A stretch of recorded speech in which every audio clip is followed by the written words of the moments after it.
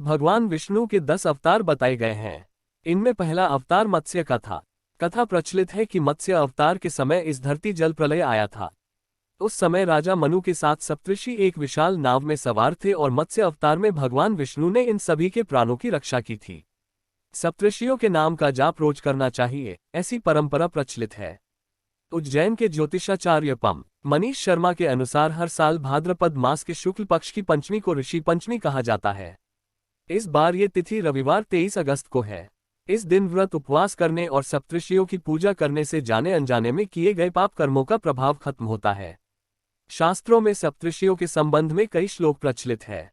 उनमें से एक श्लोक ये है: कश्यपोत्रिर्भरद्वाजो विश्वामित्रो गौतमः जमदग्निर्वसिष्ठश्च सप्तिते ऋषयः स्मृताः दहन्तु पापम सर्वगृह्णन्त्वर्ध्यं नमो नमः।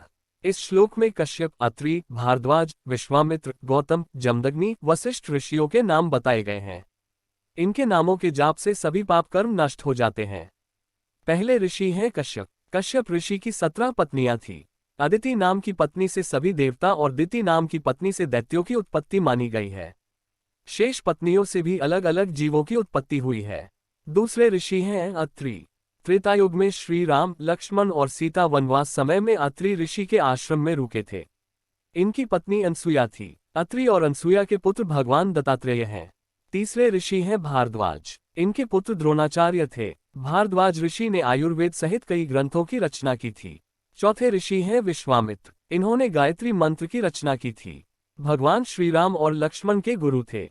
विश्वामित्र ही श्रीराम और लक्ष्मण को सीता के स्वयंवर में ले गए थे। विश्वामित्र जब तप कर रहे थे तब मेनका ने इनका तप भंग किया था। पांचवें ऋषि हैं गौतम। अहिल्या गौतम ऋषि की पत्नी थी। गौतम ऋषि ने ही शाप देकर अहिल्या को पत्थर बना दिया था। श्री राम की कृपा से अहिल्या ने पुनः अपना रूप प्राप्त किया था। छठे ऋषि हैं जमदग्नि। जमदग्नि और रेणुका के पुत्र हैं भगवान परशुराम। परशुराम ने पिता की आज्ञा से माता रेणुका का सिर काट दिया था। इससे जमदग्नि प्रसन्न हुए और वर मांगने के लिए कहा था। तब परशुराम ने माता रेणुका का जीवन मांग लिया। जमदग्नि ने अपने तप के बल से रेणुका को फिर से जीवित कर दिया था। सातवें ऋषि हैं वशिष्ठ। त्रेता युग में ऋषि वशिष्ठ राजा दशरथ के चारों पुत्र राम, लक्ष्मण, भरत और शत्रुघ्न के गुरु थे। भगवान विष्णु के 10 अवतार बताए गए हैं। इनमें पहला अवतार मत्स्य का था। कथा प्रचलित है कि मत्स्य अवतार के समय इस धरती जल प्रलय आया था। उस समय राजा मनु के साथ सप्तऋषि एक विशाल नाव में सवार थे और मत्स्य अवतार में भगवान विष्णु ने इन सभी के प्राणों की रक्षा की थी। सप्तऋषियों के नाम का जाप रोज करना चाहिए, ऐसी परंपरा प्रचलित है। उज्जैन के ज्योतिषाचार्य पम मनीष शर्मा के अनुसार हर साल भाद्रपद मास के शुक्ल पक्ष की पंचमी को ऋषि पंचमी कहा जाता है।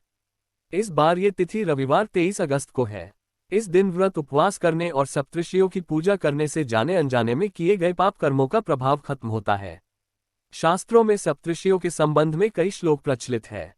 उनमें से एक श्लोक ये है: कश्यपोत्रिर्भरद्वाजो विश्वामित्रो गौतमः जमदग्निर्वसिष्ठश्च सप्तिते ऋषयः स्मृताः दहन्तु पापम सर्वगृह्णन्त्वर्ध्यं नमो नमः। इस श्लोक में कश्यप, अत्रि, भारद्वाज, विश्वामित्र, गौतम, जमदग्नि, वशिष्ठ ऋषियों के नाम बताए गए हैं। इनके नामों के जाप से सभी पाप कर्म नष्ट हो जाते हैं। पहले ऋषि हैं कश्यप। कश्यप ऋषि की 17 पत्नियां थीं। अदिति नाम की पत्नी से सभी देवता और दिति नाम की पत्नी से दैत्यों की उत्पत्ति मानी गई है। शेष पत्नियों से भी अलग अलग जीवों की उत्पत्ति हुई है। दूसरे ऋषि हैं अत्रि। त्रेतायुग में श्री राम, लक्ष्मण और सीता वनवास समय में अत्रि ऋषि के आश्रम में रुके थे। इनकी पत्नी अनसुया थी। अत्रि और अनसुया के पुत्र भगवान दत्तात्रेय हैं। तीसरे ऋषि हैं